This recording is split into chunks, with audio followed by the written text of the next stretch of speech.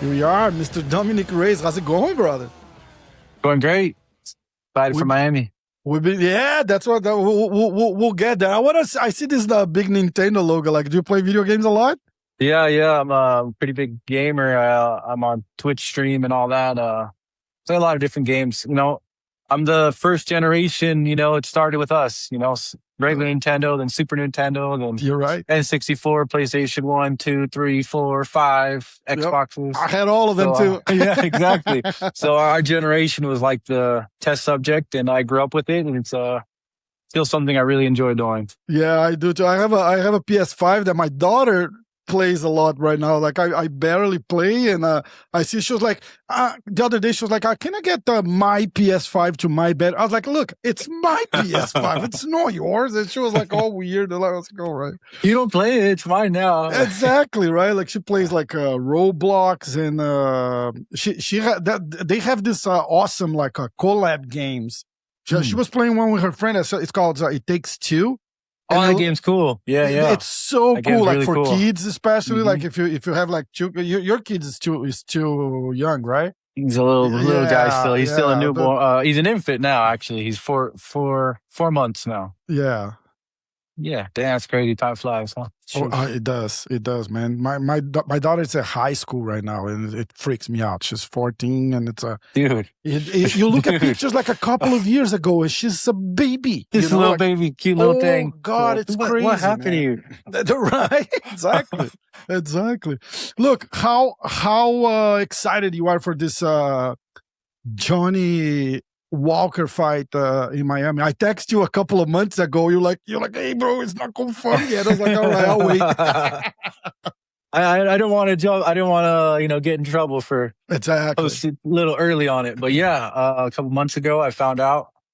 For me, this is a really exciting fight. I've been wanting to fight Johnny since we both came in around the same time. We've been kind of winning and losing and different trajectories, and now we finally get to fight each other. It's a really fun fight. We're both extremely explosive and exciting fighters. So it's a fight.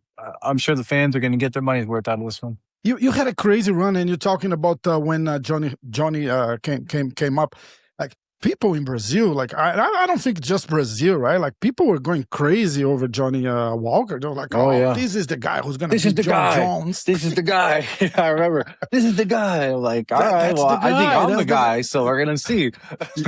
Crazy, right? Crazy. Look, talking about your run, I have a question that I wanted to ask you a long time, and I hope you don't take this the wrong way.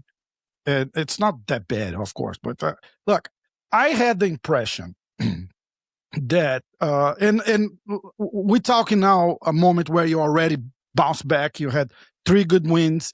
You lost to a prospect, probably the guy that's fighting for the title now. So yeah, right. My last fight was no shame on that, right? Like, look, and out of your 4 losses, 3 were world champions. So it's like we're not talking career-ending problem. But after your Jones fight, was that something that took the fucking shine out of you? Like, it's like, you know what I compare? I was like, look, he had like a Cody Garbrandt moment.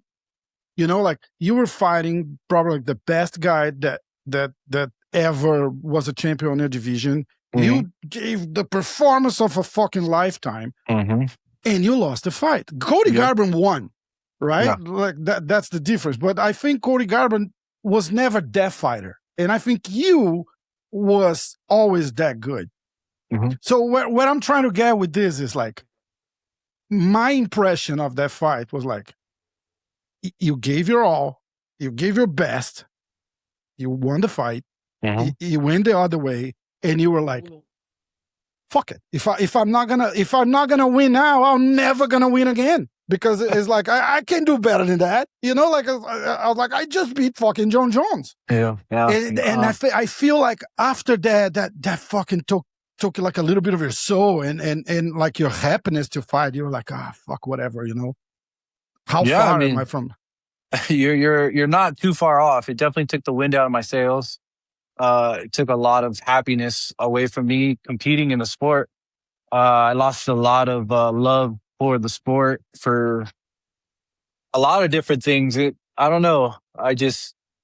The way it all played out, because COVID happened at the same time too. So the whole company, everything I just kind of got put on the shelf, and then everybody just kind of like forgot about me, kind of thing, in terms of the company, Yeah. and then it was like, all right, well, now you're going to fight on 6 weeks notice, Jon, in Abu Dhabi. And it was Yeah. like, Yeah. I never got the opportunity to really campaign to fight Jon again, right? The rematch just kind of got swept under the rug. Like everybody people wanted it, but it got buried. They were just like, well, whatever. We got COVID. We got more important things to deal with now.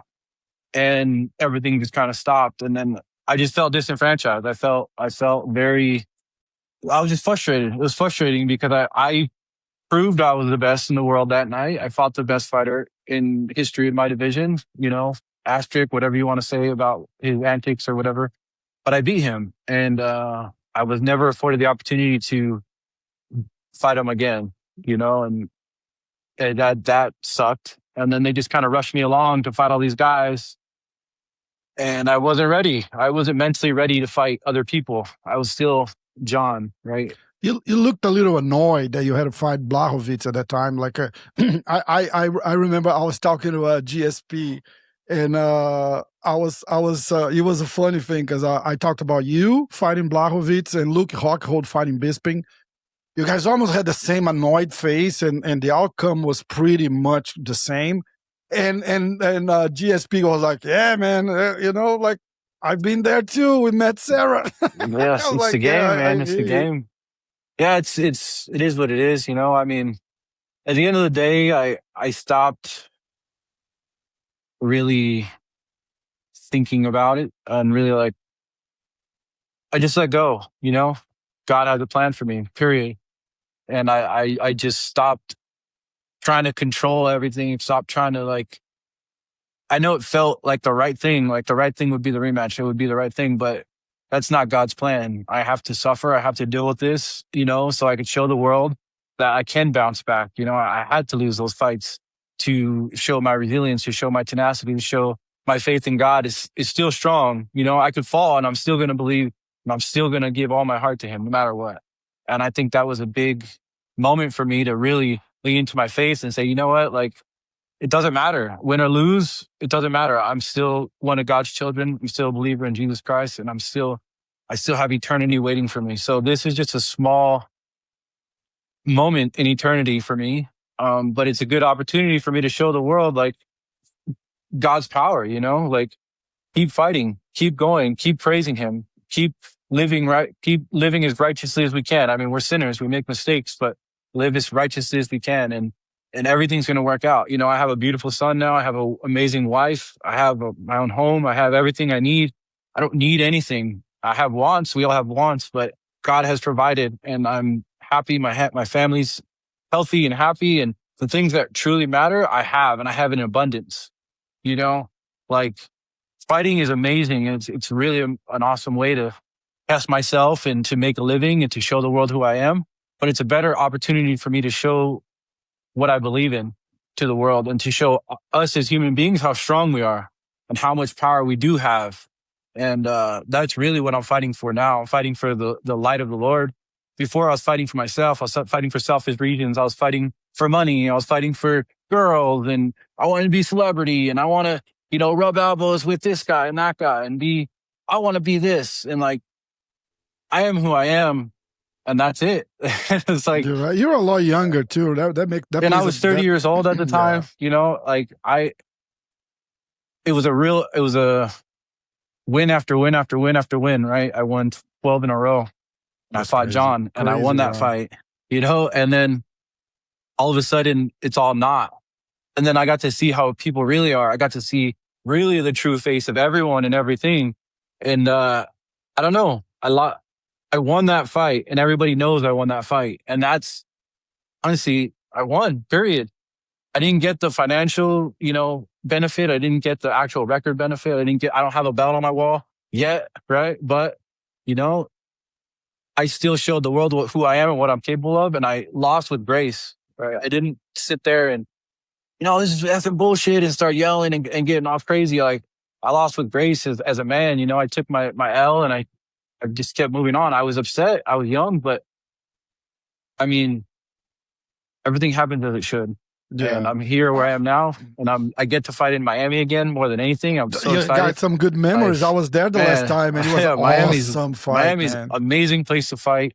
The crowd is amazing. You know, I live my life day by day now. Like the past is the past, and it made me who I am today. You know, the Jon fight was an incredible experience. Even the Jon fight in Abu Dhabi, incredible experience.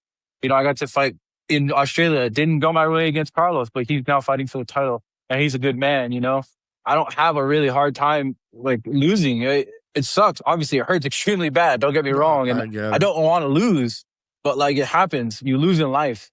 You don't always win everything in life, but it's what you do with those losses. You know, and I lost to good men, in my opinion. You know. Like, Carlos is a good man. Jiri's a good man, you know? Jan's a good man. So it's like, they're beating me, but they're not spreading evil with my platform. You know what I mean? They're good people. So like, it's just part of the game. And I never lost getting before the UFC. A lot of the guys lose before they get in the UFC. I lost in the UFC. Mm-hmm. So it's a little different. Like, everybody sees all my losses and everything that's happening raw, right on the spot. Versus I have 4 losses before I got in the UFC. The highest freaking level. Yeah, and I'm fighting, like you said, world champions after world champion after world champion. So it's my journey, man. It's my journey, and I'm happy and I'm proud to represent my family, my community, my country. You know, everybody who believes in me. You know, and who supported me from the beginning. I'm just proud to be who I am and continue to be who I am, and not, you know, change and start, wow, okay, now I'm going to be like a social media guy and have a crazy personality and, you know, sell out my beliefs for the money, you know? So I'm proud of who I am. I'm proud of where I'm at. You know, I've had some rough patches, but I'm a hell of a fighter, man. Like, I'm a great fighter, and nobody could take that away from me, you know? And, exactly. And here I am today talking to you, which is an amazing opportunity. You know, I'm not really welcome to interviews. I know, I've been trying for a while, and that's because like we got along well a few years back. I was like, hey man, let's do it. And then after that fight, you took a long break, and I was like, look, I respect that too. Take your time, and I've been poking since the Miami fight. Then you were getting married. I was like, "Oh, bro, now is not a good time." I was like, "Oh, come on, we'll do it when it's a good time." I was like, eventually it's gonna happen. Well, you know, but the thing is, like, it's timing too. You know, like I can't. Exactly. I don't want to come on here and just say some crazy stuff or be not right mentally. You know, it's as a fighter, it's a lot of this. I understand. Know, yeah, I'm trying really hard to stay here in the middle. You know, and on fight night it goes up and down, but I'm trying to stay in the middle and. There's a lot of finding yourself too and getting the noise out and just focusing on my family and things that matter. Mm-hmm. But this matters very much as well. This is very important. And I get to say my words and speak my piece. Just there was a little period of probably a couple of years where every interview I did, they took everything I said and just like made it a headline. You know, made it twisted what I said. And that's the price, man. It comes with the game and it sucks, right? Mm-hmm. And it's like, that's why I was like, I always like to respect and wait for the good time because look, I have no questions. I have Wikipedia here with your record just so I remember some of the names, and the other tab is the rankings, and I just want to have a conversation with you, and yeah, relevant, normal conversation. You need to be in good spirits so we can have a good conversation. Otherwise, we won't work. Exactly, I agree. No, I agree. That's why I didn't want to do it when I wasn't quite receptive. Right, I was very. I don't want to talk about anything really. And now it is what it is, man. I'm going to talk. I'll say what I need to say. I'm not worried about ruffling feathers. I'm not worried about, I know who I am. You know, before I was still kind of fighting myself, man. I know that sounds crazy at 30 years old, but it's just the world I lived in. I didn't really fully know who I was, you know, and now I do. And I'm happy. I think everything happens too fast too, right? Like you had such a strong run, and I had Darren Till here once, and he was telling me how the levels within the UFC changes quick. Like, you start behind and there's like everybody's good. It's like, look, if you fought the like the local circuit, you go to the UFC, it's crazy. Yeah. And you're fighting like the worst fighters in the UFC, and the level it's already crazy. Yes. Right. And he's like, then you get to like the top 15. It's like, it's a different competition. It's not even the UFC anymore. Like, all right, okay, and because the level got, and then you get to the top 10. He's like, when you get to the top 10, like, this is it. It's a different, like, there's like 4 organizations inside one. And there's like, yes, I completely agree. But I think I handled it all well. I think if you look at my history, my issue is with the top 3. Exactly. And that's what I'm saying. Nothing to be ashamed of for me right now, And I had to grow, and I had to learn how to fight top 3 level fights, like that different pace, the different, especially at light heavyweight. Like for my last fight, for instance, it was one punch. Like either it was going to be me or him. That's it. It was exactly. It was and I hate to say it, like, again in Miami, it's going to be the same thing, because it's especially Johnny. He's a little crazy too, so it's probably going to be him. But look, but that's how it is. A one punch, it changes everything. Well, I think the difference between Johnny and Carlos is a lot more technical and a lot better at punching and a lot more powerful at directing his strikes. Johnny is a good fighter, and he's very unpredictable, but he's not as precise, and he's not as like well. I wouldn't say coached, but like developed. Right, I Carlos is really well developed. I just think he says "fuck it" and like many times in a fight, and just like you know what, and whatever happens, agree with happens. That. Yeah, he just does his thing, and whatever happens. I do agree with that. But the last 3 fights, he has been working on having a plan and a structure. 100%. That fight in China, he stopped talking to me because of that fight. Because I was like, I say, look, we do a live show on Mondays. And I was like, look, this fight, it's not for Johnny. Johnny should have said he was hurt or something. Because send you to China to fight that guy on a tough one. Night. On 2 losses. That's a fight to promote the Chinese guy. Yeah, they were setting him up. You don't need to be very smart to realize that. Yeah. And he went there and he fucking beat the guy. I was like, he did his thing. I was like, against all odds. Yeah, that's big respect, big respect. But what I'm saying is, so he's trying to be champion, right? Top 3. So in order to do that, you have to clean it up. You can't be as wild. You can't be as fuck it, right? You have to have a plan, and you have to be focused on what you're doing. And that's what he's trying to do with Nixer, and what he's working on. And what I'm saying is Carlos is at that level, right? He pays attention to the little details, and he doesn't want to make mistakes. So he fights safe at times, but he's very powerful and very strong and very good fighter. And Johnny's a really good fighter too, and very explosive and very dangerous. Equally, we're all the same. Fucking light heavyweight, dude. Like, this division is crazy. Exactly.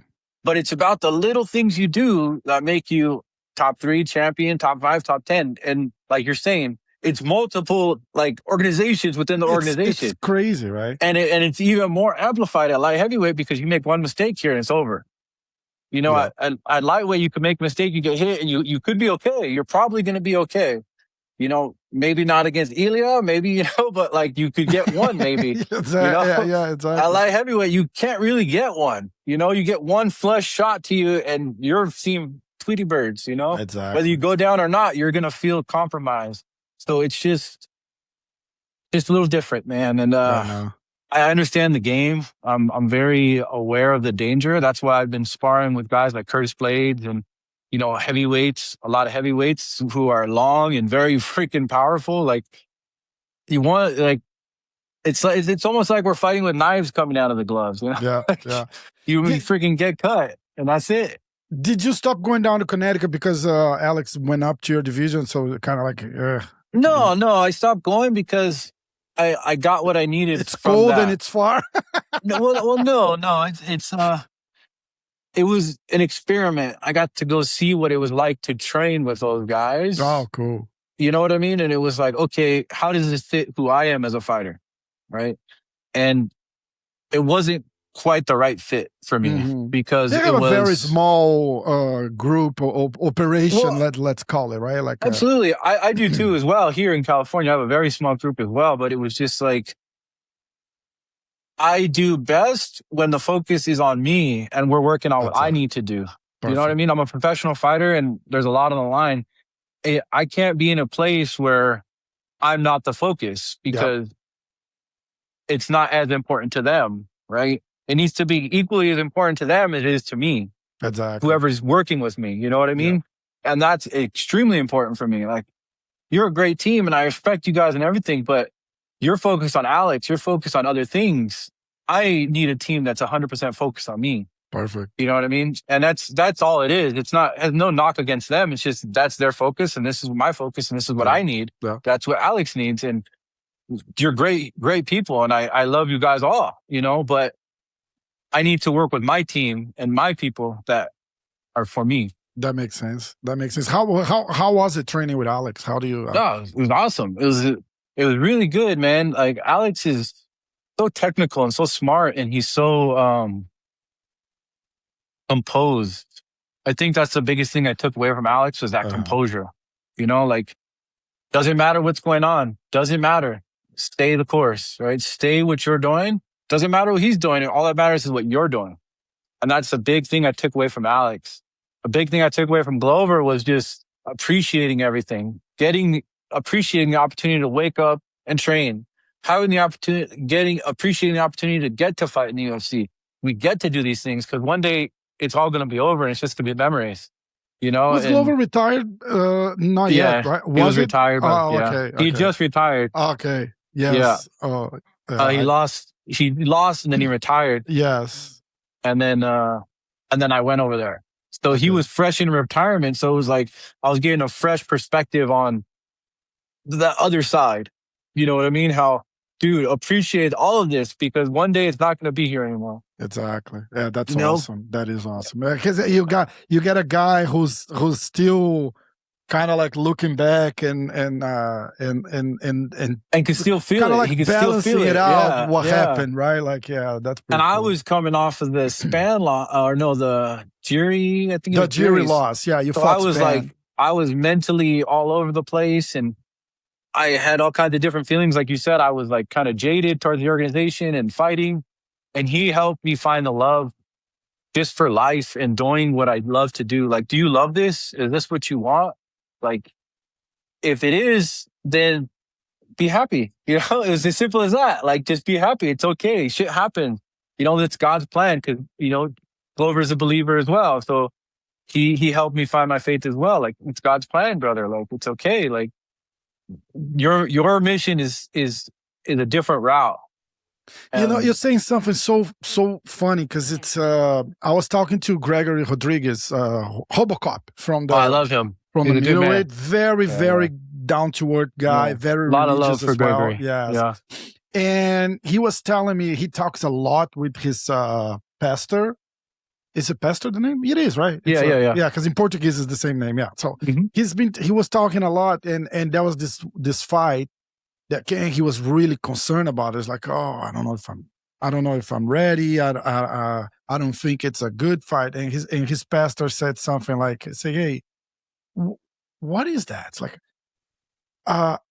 if this was a few years ago when you were not in the UFC, what would you think about this fight? He's like, well, he's like, hell yeah. I was thinking, I'm in. I'll take it. It's like, what changed? Like, why now is not a good fight? It's like, you're already there. Just go and do your thing.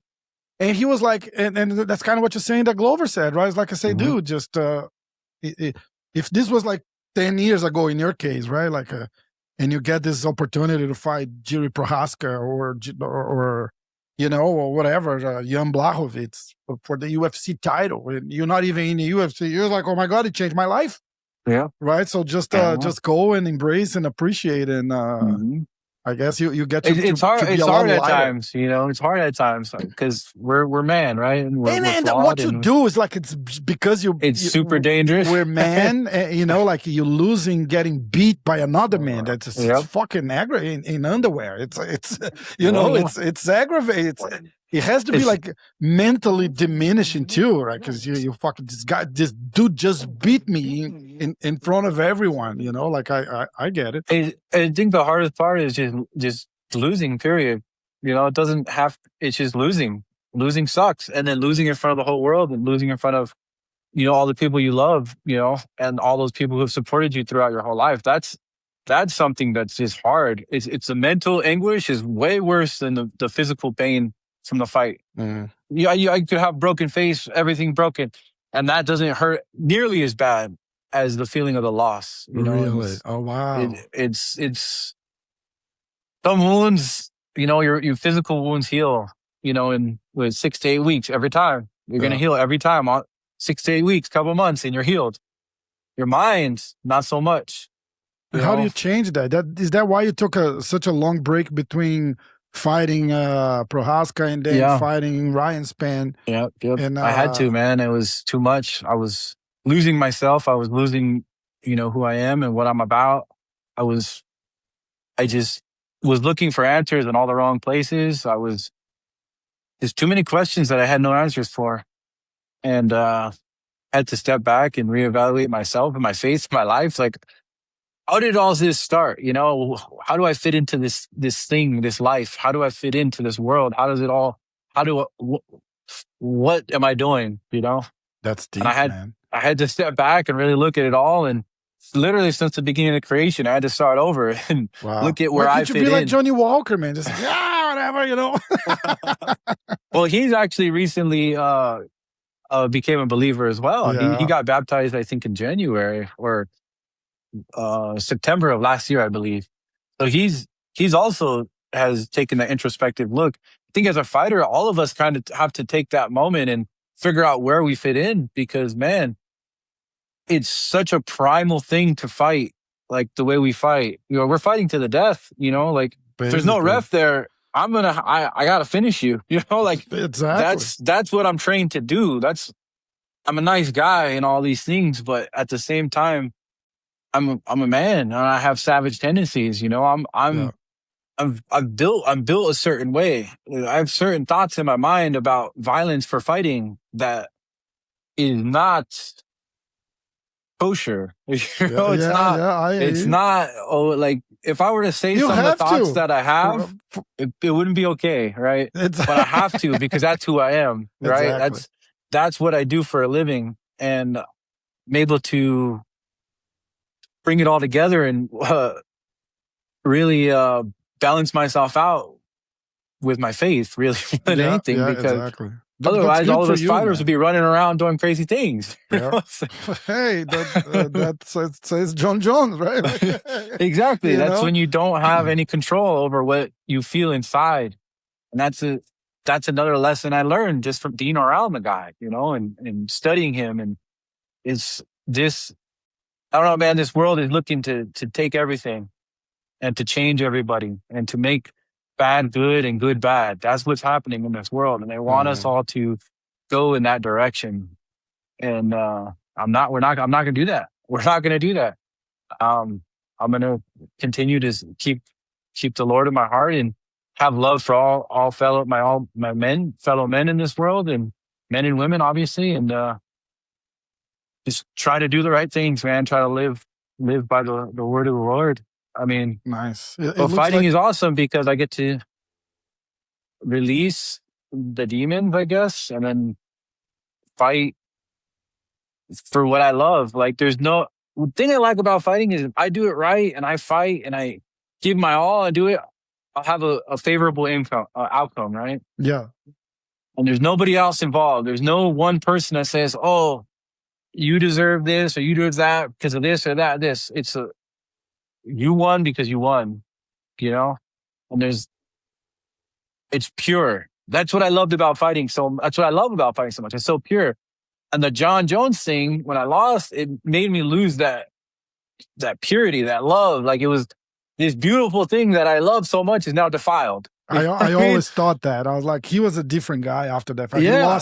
He lost like he were like Jose Aldo because I asked well, he was my favorite fighter growing up my whole life. Oh, really? Yeah, he's my favorite fighter. I asked him, I say, look, you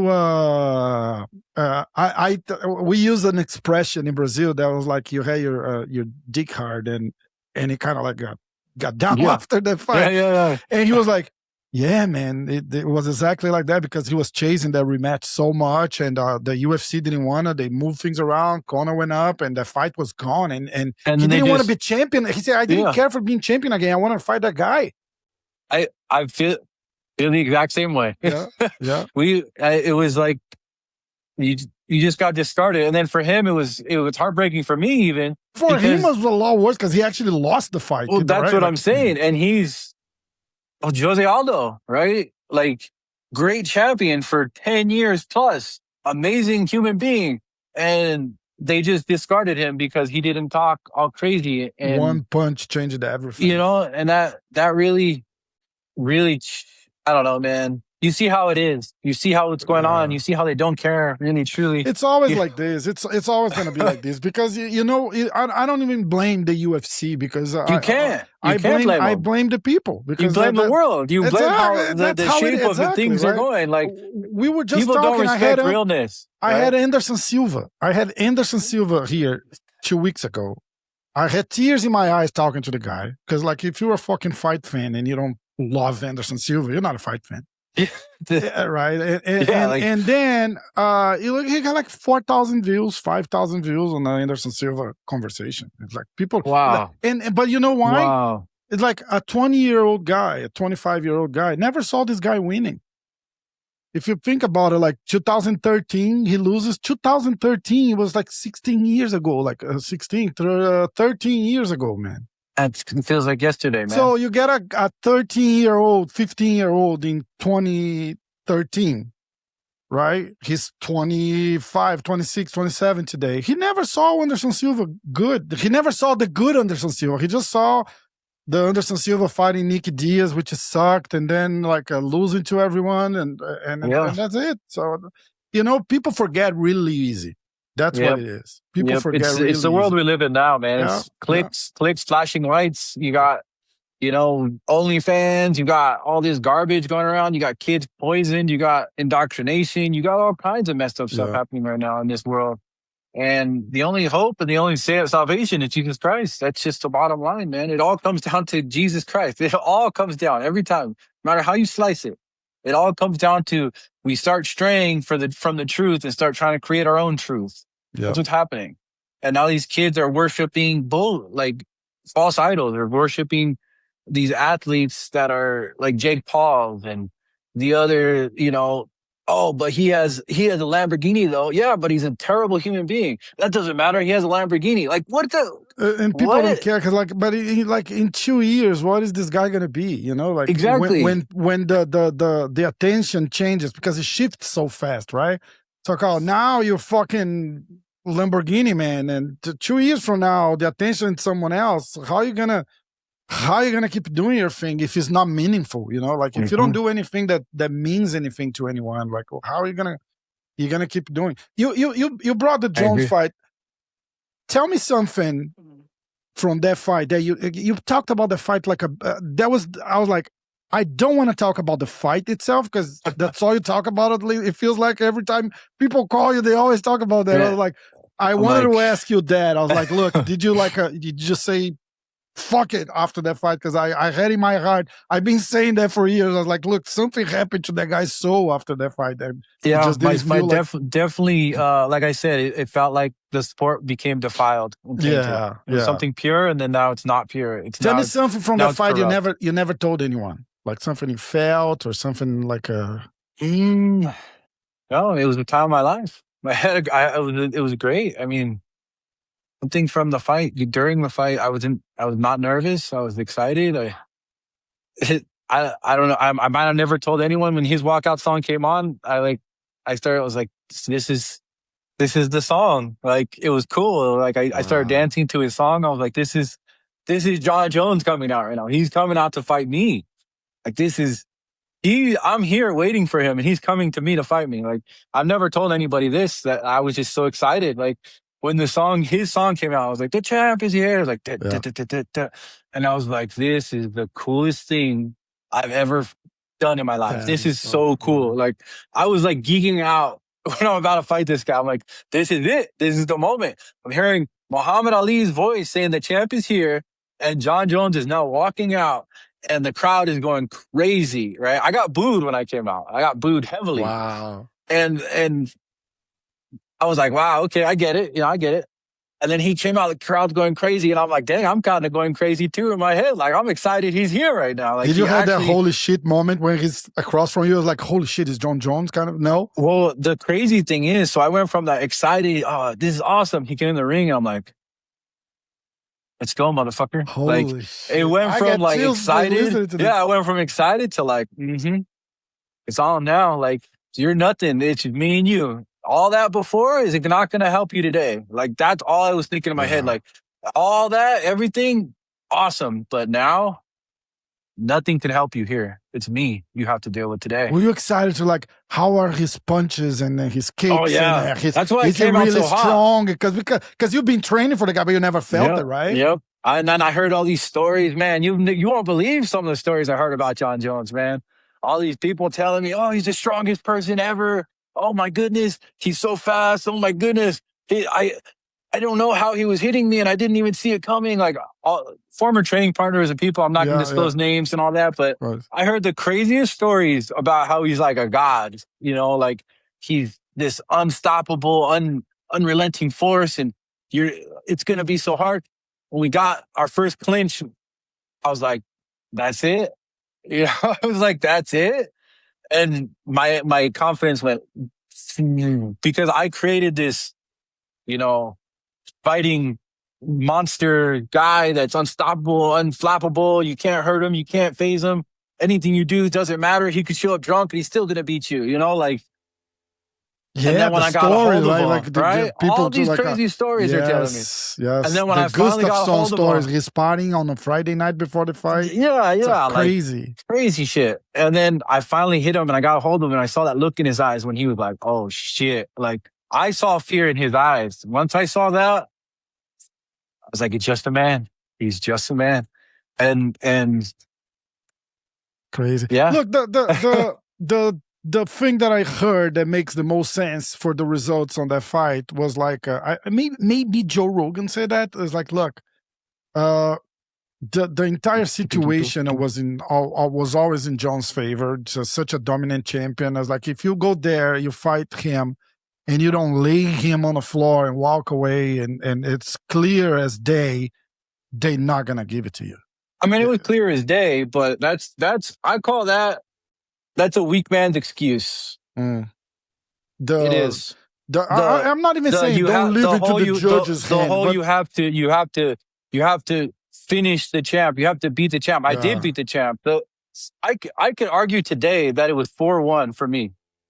I could argue there that is today. An argument today. Yes, there is an argument. I recently watched the highlights of the fight, and I call it 4-1. Honestly, when they said the card, I thought it was, I can see myself. I won 4 rounds. That makes sense. And they said his name. I'm like, wait, did they get the names backwards? But either way, like to say, you gotta you gotta knock him out. You gotta beat the champ. That is a pathetic excuse I'm not the even state saying, of judging. I'm not saying about you. I'm not saying about you. I'm no, saying in general. But I'm saying itself, like in argument. The judge's mind. That's what I'm saying. That's a pathetic argument. Yes. To be a judge, you're pathetic. Now you're pathetic. They are pathetic. They're still pathetic to this day. Oh, absolutely. The same fucking people. But if you're judging a fight and you say, oh, well, and you're a judge and you're like, well, he's a dominant champ. This guy should have knocked him out. You're a pathetic human being. Like that goes against everything that you are doing as a judge and everything that you're supposed to believe in as an authority for this sport. Right? Your whole job is to keep the integrity of the sport. Your whole job is to be nonpartisan and non-biased and give the fair shake to everyone fighting, right? Because this fight is mano a mano and it's today, not yesterday, not a week ago, not 2 days, It's right now at this moment, who's the better fighter? That's all that matters. And for a judge, if a judge is sitting there like, oh no, well, he did a good fight, but you got to beat the champ in this way. Like, that's ridiculous. Yeah, and that's a coward. That's a cowardly thing to do, because you're just going with the status quo, right? You're just trying to not ruffle any feathers, and you're trying to, cover your ass so that people can't get mad that you made the wrong decision about choosing the guy who beat the champ over the champ because it was a close fight in some people's eyes, even though it was not a close fight. And I fucking whipped his what I ass. usually say is, like, if you have to rewatch the fight, I don't blame the judges, because they can't, right? So they got to come up with a decision. But your case is different. It's just like that GSP Johnny Hendricks fight. Remember the fight? So he kind of went through the same, Johnny Hendricks, right? And the post fight was pretty much like he was done after that too. Yeah. But there's a question mark, because there's the USADA issue, right? Like for Johnny Hendricks in specific. And that's what the GSP retired after. He said that there was a lot of shit going on the backstage with doping and things like that really pushed him out. It was a crooked time at the time. Yes, everybody was doping at that time. Exactly, and he wanted some tests before the fight, and they wouldn't do it because it was the commission. And then real shady. He was shady. Very shady. He was like, shady. He told me that he never fought Anderson Silva because of that. He was like, oh, I'll do it, but we'll do tests like 3. So we'll book now. Yeah, we'll make sure for like December, right? So we're in August. I want to test in September, October, November, and December. And the UFC say we're not gonna open this door. He was like, he was not even saying Anderson was on anything. He just he was saying, listen, I wanted to make sure it's fair. Yes, and the UFC was like, look, we're not going to do this because everybody's going to start doing that. My life is on the line here, bro.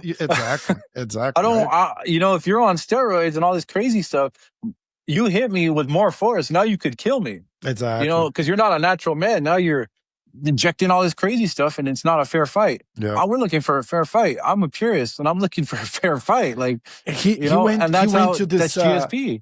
He went to this crazy talk, and that's why he's the crazy real at all. We went to this crazy Pat talking. He was like, "It's so easy to beat USADA.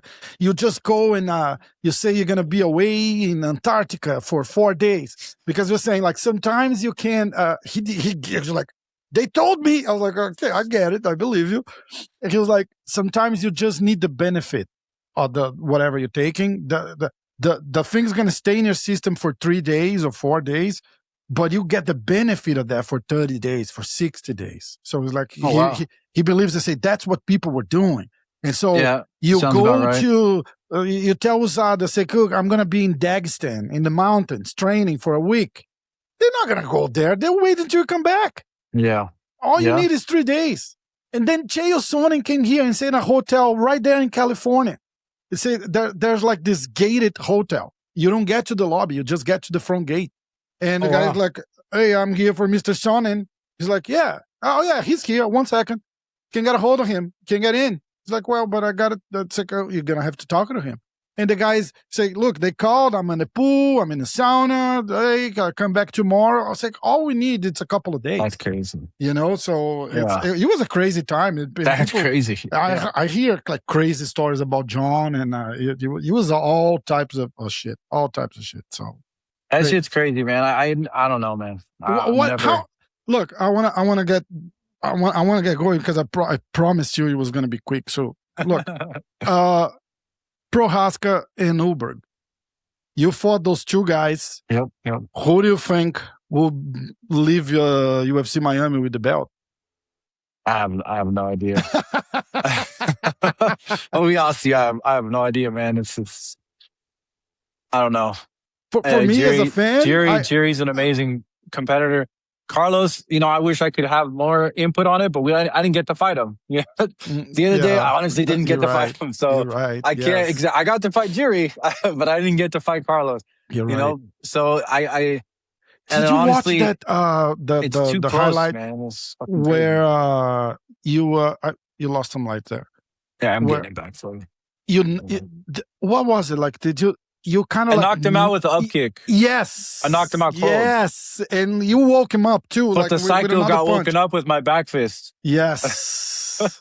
That I was knocked him out crazy. cold. He went limp on my body. Yes, And I was like trying to push him off, and then like I back fisted him, and then he like woke up and like went crazy. I was like, oh shit. Oh shit. I was gonna say, as a fan, I want Jiri to win because Jiri's he's a samurai. He's such a character. His spirit is awesome, man. He embodies the fighting spirit. I mean, we all do, right? I know I do, but he embodies it, and he's a good dude, man. Carlos is a really good dude too. I don't know. They're so different, though, right? They're so different. If I had to pick, I mean, I don't know, man. Let's say Carlos, just get some fresh blood in there, you know? Okay. A new start to the whole division. I think Jiri is so hard to prepare for too, because it's so like you're telling me. Yeah, no shit. The crazy thing is, man, he covers ground like, and you don't know he's covering ground. Like all of a sudden he hits you, and it doesn't make sense. Like you'll be like, okay, here we go, and then he hits you. You're like, what the fuck? How did you you didn't move? Like you didn't move properly. How long is your arm? Like that's how did you get to me did he so move quickly? Properly? How do you prepare for a guy like that? Right? Like how did you get here so quickly? Yeah. With such a weird movement, and then find the window in my guard before I could even realize that you closed distance. Like that was crazy. That was a crazy fight, man, because it was just violence. There was it was just violence. I was swinging as hard as I could, and he was swinging the same. We were cracking the shit out of each other. That was a crazy fight. That was it was a fucking crazy fight. And then it was in the small octagon, so it was even crazier. Like I couldn't even use my footwork right because there was no room to use my footwork right. Right. So it was just like, all right, I guess we're going to stand in this tire and just freaking go at it, bro. Like, man, you, what a fight. You look back, I'd say like, I appreciate you exposing all your demons to me. It's like, but you look in a very good place now. You look back at those fights. Can you appreciate these now? Oh, absolutely. Yeah. Yeah. It's an amazing journey that I've had. Like I got to fight the greatest fighters in this time, right? These guys will go anywhere in the world at any time in history and knock fools out, myself included. I'm included in that class, right? So it's like, wow, it's such an honor to be where I am, where I'm at, and at this time in history, I'm creating history. Yeah, I wasn't on the positive side, right? But just to be involved in that battle, involved in that moment is an honor for me. You know, it lives on forever, no matter what. And in those memories I have of preparation, the fight, the post-fight, everything, it'll, hopefully I remember it when I'm older. It's something that'll live on in history, and I'm proud to be a part of it. It's not, my story isn't over, right? My story's still being written. So, my hope is to one day fight Jiri again, fight Jan again, fight those battles again and see how it goes. My dream was to beat Carlos and then fight Jiri for the title, which I would be fighting for the title for this fight, which is crazy to think, right? Like exactly. One fight, exactly, and I would be fighting for the title right now. And it is what it is. But I know that I'm still in it. I still feel great. I don't feel old. I don't feel worn out. I don't feel tired. I feel rejuvenated. I feel young. I feel fresh. That's awesome. I feel good. I feel happy, right? More than anything, I feel happy, and I feel honored to be doing what I'm doing. And that's what's gonna change everything. Like exactly, you're being there and you're being happy. You're just being yourself. You might that's lose a few more. That's how I got on that win streak too. Like I was just happy about it. Yeah. I went to Perth and I wasn't happy. That was the whole situation where I was not happy about it because I had to travel out there, a couple weeks before the fight. They say the travel there sucks, right? Well, I had to travel for one day. And it's like you go to Perth, you think Australia. No. You get to Australia, then you fly another 6 hours. Then you fly it's a stupid, New York to California. Yes, it's a stupid far. So it was a 24-hour flight, and I flew there for 1 hour for one day of media, and then I flew back home. So it was like, that frustrated me a lot, and then it jaded me. And I was like mad. And then had an injury right after I came back from Perth. Not going to, whatever. But it was a direct result of being on that flight for 48 hours and then going right back into training. But whatever, I'm not going to It all happened as it should. But my point being that I lost the love this last fight. I was not happy to be there. Yeah. I thought it was cool to be in person and all that, but I wasn't happy to be competing in that fight because of the circumstances surrounding it. You know, and that's a big part of me as a fighter. When I'm happy, there's really a really hard time fighting me because I'm free and I have nothing holding me down and no negative emotions and thoughts to hold my my body, you know, hold me hostage. I can't wait to see you get in there with Johnny Walker, man. That's gonna be so much fun, man. And like I said, great fight. This is a fun fight for me. This is one of those fun fights for me where I'm just excited about going in there and fighting somebody who loves to fight as well. You know, we're going to go out there and fight. We're going to fight and we're going to see what happens. And whatever happens, I'm proud to be who I am and represent my family, my people. And I'm going to give it my all. As always, either I'm going to go out winning or I'm going to go out on my shield. And that's just how I get down, you know? That's awesome. Look, I'm going to do some questions. You got to answer them quick. All right. All right. So quick fire. Best fight of your life? Jones. Worst fight of your life? Fan. A huge fight that almost happened and nobody knows about it. Like, did they ever talk about a rematch with Jones, or you guys negotiated or whatever? No. Like, every fight that I've had, I said yes to right away, and there's never been a fight that fell through that was supposed to happen. Not counting one of your fights, which fight, if you could, you change the result? You want me to give you the most picked fights? Is Aldo and McGregor, Anderson and Weidman. What was it? I think yours is Jones that came up a couple of times.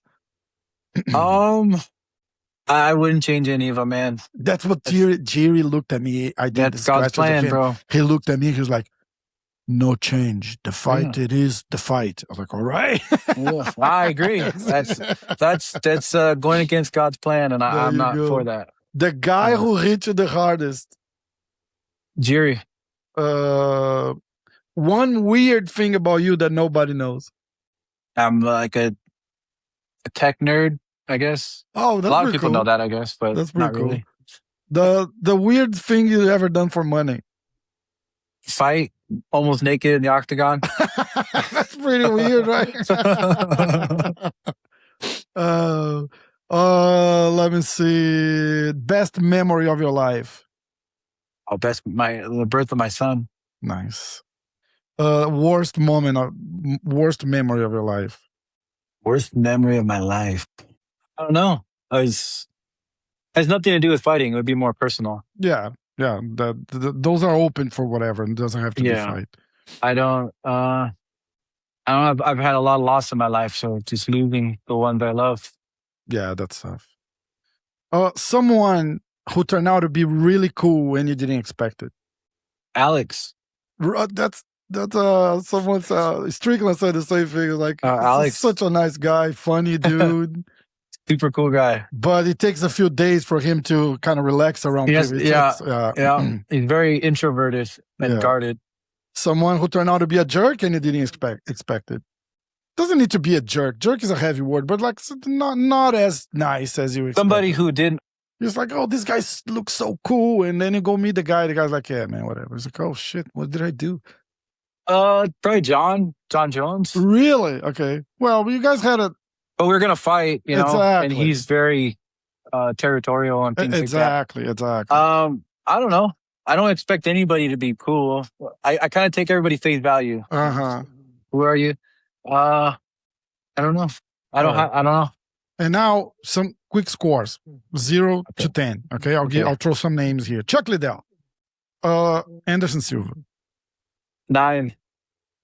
Jiri Prohaska, 9. Jon Jones, 9. Jamal Hill, 6. Oh, you've been generous. Generous. Glover Teixeira, 9. Alex Pereira, 10. There you go. What in Alex is so special? Like we try to like look and analyze the guy like we were talking Prohaska, right? Like he's so different. Alex is so different, and people don't really. People gives like, oh, he's so technical. It's like he kicks you with the front leg, you know, and he just created its own thing. and it's so good. I was just watching both Adesanya fights because Adesanya, it's fine. Yeah, he's up this weekend. Yeah, I guess the event is starting 1 hour. Today. Right? Yeah, this weekend. Today. Yeah. Time when you're in camp, time is exactly. and we were like, Adesanya, it's so good, and he couldn't figure out Alex. It's like even like they fought 3 times at that point. You know, it's great, and he was losing the second fight too until he gets Alex. Crazy. Alex got a little overzealous there. He's covering up with the lead hand, and he's matching. Alex fell for that like 3 or 4 times. It was crazy, crazy technical fight. So the reason why I put Alex 10 myself personally is obviously he's a great champion. Came into the UFC, did what he did. He wins. But he's a good man at the end of the day. You know, he's not promoting bullshit and all that stuff. But the way he could just unapologetically be himself without saying anything, right? You don't have to say anything to unapologetically be yourself and to be great. He's a great fighter. He's how he just goes in there and fights his game no matter what. And he makes it look easy. Right, even though it's not easy at all, he's so composed and so confident in what he's doing that he's not worried so much about what you're doing. He'll address what you got going on. He'll address it, but he's not worried about it. You know, I think that's something that I've really taken from him as well. Is like, whatever he does is what he's going to do, but he has to deal with you and what you're doing. You make yourself so dangerous that they have to then change their whole game plan mid-fight to what you're doing.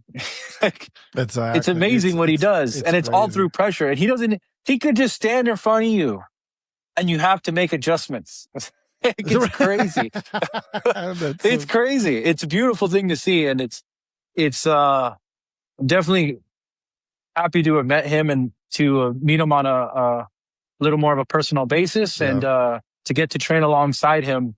You know, because at the end of the day, when it's all said and done, he's going to be one of the great fighters. And do you think he'll beat Gane? At this point, I'm not counting Alex out on anything. All right. At this point, I think Gane is the best matchup for him, man. I really do. I do too, because Gane's not going to like this, but he's kind of soft. You know, I get it. You know what? I'm not shitting on Gane. I'm just saying, he did fold against Jon. He did. He folded. He went out there and just curled up in a ball. He folded. Yeah. I don't care what anybody says or what he says or what he thinks in his own head. You folded, bro. And Jones looked so awkward trying to strike at the beginning. Remember, he was like all weird out, like no timing. And he was like, fuck it, I'm just going to take him down. And then Gane accepted it. Yeah. He just accepted it and said, this is my fate. Instead of fighting back. I just didn't see the fight. Yeah. I didn't see it out of him. You know, as bad as that sounds, as disrespectful as it may come off, as I only could say what I see, right? And exactly. What I saw is a guy who went out there and folded against Alex. Once Alex puts the pressure on him and once he feels like there's nowhere to go, bro. Yeah. I don't know what he's going to do. And he has a tendency to fold. So. Yeah, I just feel like he's a great striker. I was like, yeah, I get it. But like when you're talking a great striker against Alex, what can he bring? Oh, he's really fast. I was like, Alex was a middleweight. He's not fast. Yeah. Right? Like, so you fought compared to, you fought middleweights before. So Gane is going to be like slow motion for him. And it's like, what can this guy bring to the table that's going to surprise Alex that Alex never fought a guy? The only thing that could surprise him is his power. But he's not that, like, he but didn't show that yet. No, I'm not saying he's not. I'm just saying he didn't. What I'm saying that. Is at heavyweight, the force to the skull is a lot different, right? That's why as you move up in weight class, you could take less and less hits, no matter how strong you are, no matter how, right? It's about skull density. At one point, as you move up, when you get hit, you feel it more, right? So at heavyweight, whether he hits hard or not, it's that shits mass. It hard enough, right? It's enough. It's the mass that collides. Yeah. If he hits it just right at that weight, that's the fight. Yeah. You know, and that's the danger. That's the thing that can surprise Alex. If you say anything that's going to surprise Alex, it's not going to be speed. It's not going to be technique. It's not going to be. I think the surprise would be Gane's speed in relation to his power. Okay. Right? He's not super fast, but he's fast for a heavyweight in that size. For a heavyweight, he's super fast. For that being that big of a person, he's fast. But when you combine the power with that, that's when the danger comes into play. And that's when that surprise might come in. Other than that, I don't see anywhere that he's going to do it. Yeah. You know? But that's the dangers of, that's why there's weight classes. That's why the danger, you talk about dangers going up, and that's what the danger is now you have more mass hitting you. And that could jar your brain easier. Yeah. And that's the only thing. It's just pure physics is the only thing. I always thought Aspinall fight would be a lot harder, but then you saw the first Aspinall and Gane fight. I was kind of like, Aspinall was losing the fight. Gane was doing a really good fight up until the eye poke and everything. But that's crazy too, man. Like, well, you know what I think it's crazy is that eye poking people after everything, right? I'm not even talking all the shit that Aspinall's doing after that, but he was kind of the villain, like for getting eye poked. I was like, how did that happen? You know? That tripped me out, bro. I was like, this is crazy. Like, you're just gonna throw the man in the trash, and he got assaulted. He got cheated. Exactly. And then now we're gonna treat him like he just took an easy way out. Like he won nothing here, guys. And he didn't have to. I said, look, I'm not a fighter. I grant that's pretty clear. But if I was him losing that round, kind of like not getting the perfect mental, like, you know, like you're not that confident after a few minutes, like you're getting messed up. You are the champion. You're putting everything at risk. The guy pokes you in the eye. You cannot continue. Why push it through? Are you insane? Well, I mean, you're fighting, period. If you can't see, then that's don't fight. Exactly. Right? There's rules like for I said, that. it's heavyweight, right? That's it, man. The risk is even higher. Like, so if Aspinall can't see out of his eye, Gane throws a hook, breaks his jaw, fractures his face, internal bleeding. He has a brain bleed now because he couldn't defend himself. Yep. Right? Then what? Now you can't see ever again out of this eye now because now it's all fractured and you have a torn retina and it's all jarred and messed up. Now you can't see properly. You can't provide for your family. Was it now worth you can't take care of your kid because you were trying to be tough and trying to say, "Oh, I'm a fighter." Blah blah blah. Bro, if you eye poke me and I can't see, I'm not gonna fight. That's it. Period. That's it. I don't care. Like, but many of these guys, they have this thing, and Aspinall did not do that, but they have, like, I know so many fighters. I know a Brazilian fighter. He was there too, Turman. You met him. Oh yeah, I love Wellington. He's the greatest. He's my brother. And he fought another. I think he fought the same night as you guys in New York. Who did all three of us were on the same card. Yeah, was it Randy Brown? He fought Petrovsky. Oh, so yeah, no. He was in Petrovsky fight. So I think he fought Randy Brown or he fought Neil Magny. I don't remember, but he said, "Look, this guy, I was drying my hands of oil like between the rounds because the guy was just like sweating fucking lotion." And so I was like, "Why you didn't say anything?" Oh wow! It's like you're feeling that. You stop the fucking fight and say, "Hey ref, go check this motherfucker feel out." This guy. What the fuck like, is going on? Everybody was gonna boo me and they were gonna call me like a weak. I was like, dude, like you lost the fight. Was that your even livelihood, worth it? my dude. This is your livelihood. Was that worth it? I say, just say, hey, time out. Say, go check this guy, and they're gonna fucking dry him up. And if he can't, he's disqualified, and that's all. It's you or him. It's like, it's crazy. I also feel like, every man has his own code. Yeah. So that's like a big part of it too. Like whatever your code is, that's gonna be your code, and you're gonna die on that hill. I'm more of a realist, and I've been an athlete my whole life.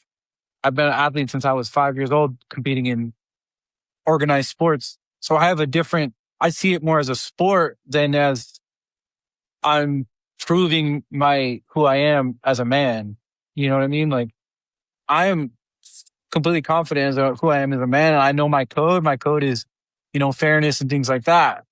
Like, it has to be fair for me to want to continue. If it's not fair, then all right, we're gonna play not fair. Then now we're pulling out weapons, right? Okay, not fair, 2-on-1. Okay, I don't need to fight you fair. Now I can stab you. You know what I'm saying? Like, Exactly. Yeah. there's a code, right? And it's like, if you break my code, then I'm not going to stand for it. That's it. Different people have different codes, right? So, however, for Wellington, he was like, my code is I'm going to fight no matter what. Exactly. You know, I'm going to fight no matter what. And I respect that, but it's if he's just not doing, stupid. then I'm still going to fight, and I'm going to beat him anyway. I get it. And as a sport, it's not a good idea. Exactly. That's what I'm saying. It's a sport. You're not just fighting the guy in the mountain, or you know. Exactly. We're in the mountain. You got to do what you got to do. Exactly. But as a sport, if it's something's going on, then hey, we got to address the issue, because it needs to be a fair fight, because this is how I feed my family. This you is get how paid half of your my money. livelihood. You get a loss on your record. Exactly. That kind of like there's a lot on the next line steps. that has it's a nightmare. Bigger implications than just winning this fight.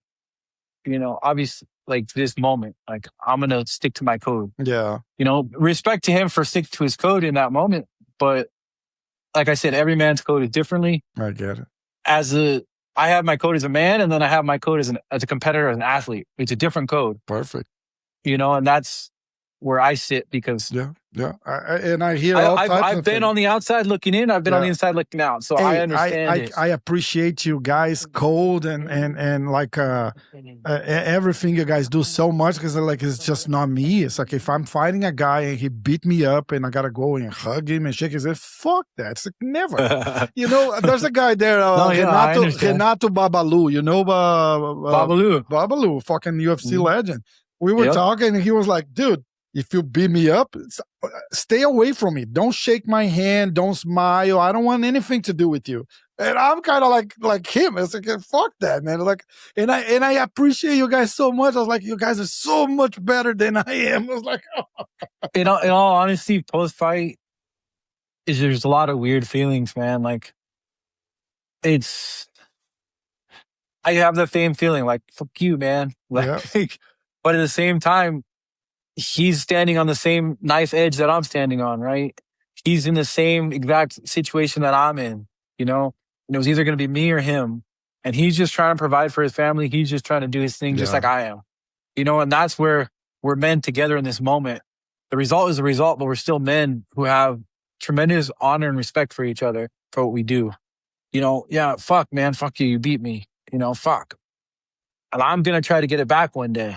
But today's is your day, and you can have it. But it's different because it's fine. Like I play competitive tennis and volleyball. It's like it sucks losing. But it's different. It's different. Of course, it's different. Nobody beat me up. It's tennis, bro. It's like this is different. You know, like I lost this game. It's like, oh, whatever. I'll change my racket for the next one. But like, if you beat me up and you're gonna say, "Hey, bro, you were great," say, "Fuck you, get out of here." Oh wait, look! I do some jujitsu, and I can fucking shake the guy's hand if it finishes me. It's like, screw it, man. Like, we'll train tomorrow. Don't talk to me right now. Like, I'm a sore loser. I'm terrible. Like, I'm a fucking because it's like getting beat up or submitted by another man hurts. You know, it's it does. It hurts. Like I said, it takes like, months. It how takes can a long I protect time. my family if this guy's beating me up, kind of thing? You know, like my head goes crazy. It's like, you know. That's what I was saying. The mental takes a lot longer to heal than the physical. Yeah, and that's what it is. It's like all those different thoughts and different where do I go from here? What's next? Da, da, da, da. You know, if I can't beat that guy, then what? You know, like, then how can I ever be champion? It's like, it's all circumstance, man. That was his. Like, once you remove yourself from that, I beat him and they didn't give me the win. How can I ever be champion? What else you want me to do? Right? Exactly. Yeah. Once you remove yourself from yourself, right? You take away the ego, you strip yourself, and you look at from the outside in. It was circumstance, man. It was that moment. It was okay. It doesn't define you. Once you start letting things like that define you, that's when you start going real deep down that hole. And it's like, it's just one moment. It doesn't define you as a fighter. It doesn't define you as a man. It doesn't define you as a competitor. That happened in that circumstance. It doesn't take anything away from you. And that's how I'm able to get up and keep fighting and come back and get finishes and lose and then still be excited for the next one and be like, hell yeah, let's go. I'm fighting Johnny. I can't wait. Yeah. You know, and like, it doesn't matter what happened before for me. None of it matters. All that matters is what I do today and what I do tomorrow and how I live to honor my Lord and Savior Jesus Christ. And that's all that matters. You know, and I treat my wife as she's a queen. I treat my son as a little baby. I love him and I spend as much time with him as I can. And my family, my mom and my dad and my brothers, and it's all love, and my nieces and nephews and my friends and even my enemies. I pray for them and show them love, because you know what, man? That's what God wants from us. It's all that matters. At the end of the day, when we're all looking at God and we're all sitting there alongside him and we're all just happy and the energy is amazing and we're in paradise and none of this stuff will matter. Exactly. Man, this was so cool. I really, really appreciate you sitting down here and open. This was such a great conversation, man. It was awesome. I really appreciate you, bro. Well, thank you, bro, for hearing me out, letting me talk, and letting me speak my truth to you. And thank you for helping me spread the light of the Lord to the world. And God bless you, brother. And God bless you too. We'll do more stuff. You know, maybe we'll meet in person. We'll be able to actually shake hands and give you a hug. I'll reach out. I'm in Florida. I'm 3 hours away from Miami. I'm going there fight week.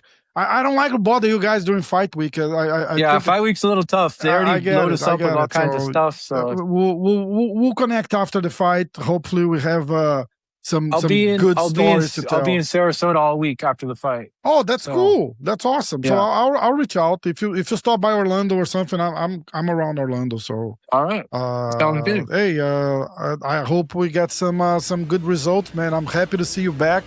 I'm a big fan, and that's gonna be a great fight. I can wait for it, man. Give me a fun one, man. I can't wait. Sounds good. Have a good day, bro. Thank you so much, man. Take care.